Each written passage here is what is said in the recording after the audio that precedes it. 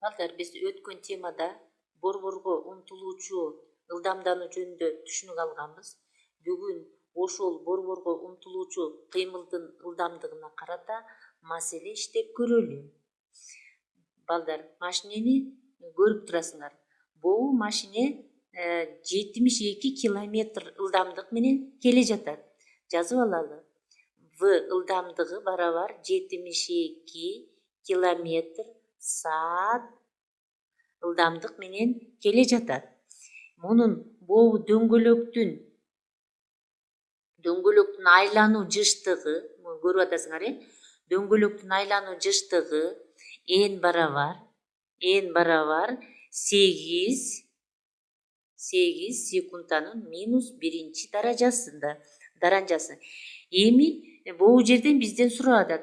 Бул дөңгөлөктүн жер менен тийишкендеги чекиттеринин борборго умтулуучу ылдамдануусун тапкыла деп атат. Демек анда биз борборго умтулуучу ылдамдануу аны табабыз. Аны табаардын алдында биз 72 километр саатты метр секундтага айландырсак, 20 метр секундта болот. Демек биз анда сызыктуу ылдамдыктын формуласын жазалы. В барабар 2 пи р бөлүнгөн т.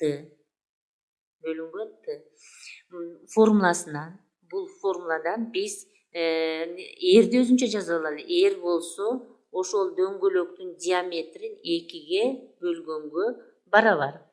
Ал эми мезгилди жазып алсак, мезгилдин формуласын жазып алсак, т барабар 1 бөлүнгөн n. Демек биз ушуларды ордуна койсок, ордуна коюп v-ны таба турган болсок, анда биздин v-быз барабар пи д n жыштыгы болуп калып атат. Пи д n жыштыгы болуп калып атат. Мындан биз д-ны таап алалы, диаметрин таап алалы. Демек диаметри д барабар в бөлүнгөн пи n. Диаметри пи n. Эми биз борборго умтулуучу ылдамдануу формуласын жазабыз. А барабар в квадрат бөлүнгөн р. Мында эрдин ордуна кое турган болсок, эрдин ордуна биз момуну коебуз. Демек анда барабар в квадрат д бөлүнгөн 2. Демек мында анда 2 в квадрат бөлүнгөн д болуп калды. Эми карагылачы балдар, д болуп калды. Д бизде белгисиз. Демек бул жерде биз д-нын маанисин эмне кылабыз? Алып барып коебуз. Барабар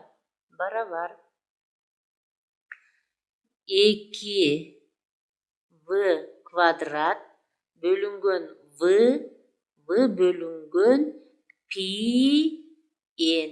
Демек мында ордуна койсок, анда биздин формулабыз бул жерде v-нын квадраты менен в кыскарат. Анда 2 пи в n болуп калат. Демек анда биздин формулабыз А барабар 2 пи в n. Ордуна коюп чыгарабыз. 2 көбөйтүлгөн 3,14 v-быз болсо 20 метр секундта көбөйтүлгөн 8 секундтанын минус 1 даражасы болду. Барабар 1004,8 метр секундта квадрат болду. Демек балдар, 72 километр саат ылдамдык менен келе жаткан автомобилдин дөңгөлөгүнүн борборго умтулуучу ылдамдануусу 1004,8 метр секундта квадратка барабар экен. Анда жообу 1000 А барабар 1004,8 метр секундта квадрат болду. Эми биз экинчи маселебизди карап көрөлү. Экинчи маселебизди карап көрөлү.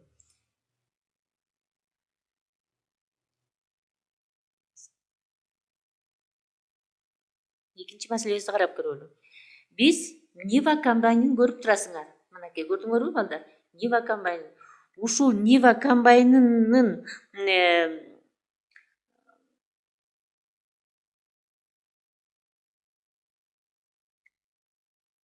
Нива комбайнын айлануу калакчасы, бул айлануу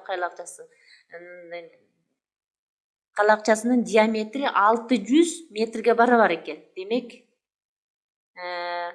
диаметри D барабар 600 миллиметрге барабар экен. Миллиметрге.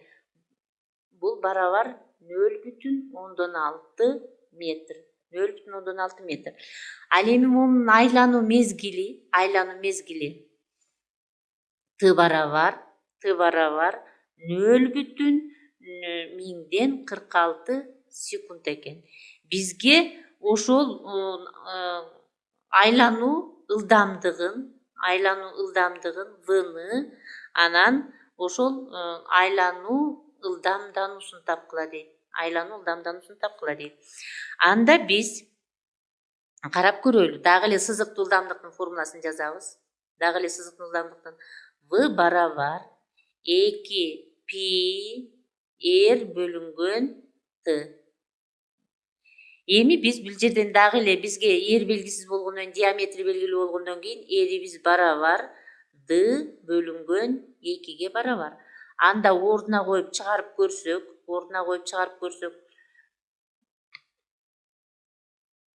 мындай болуп калат. V барабар π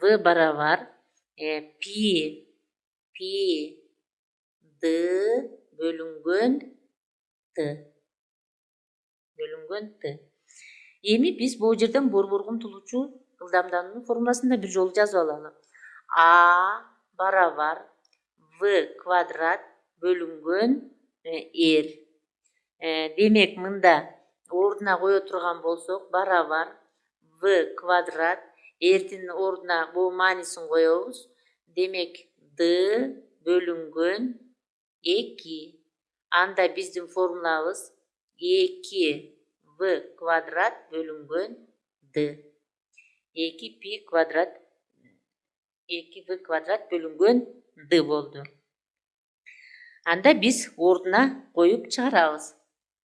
Биринчи биз ылдамдыкты биринчи болу формуланы кое туруп чыгарып алабыз. Анда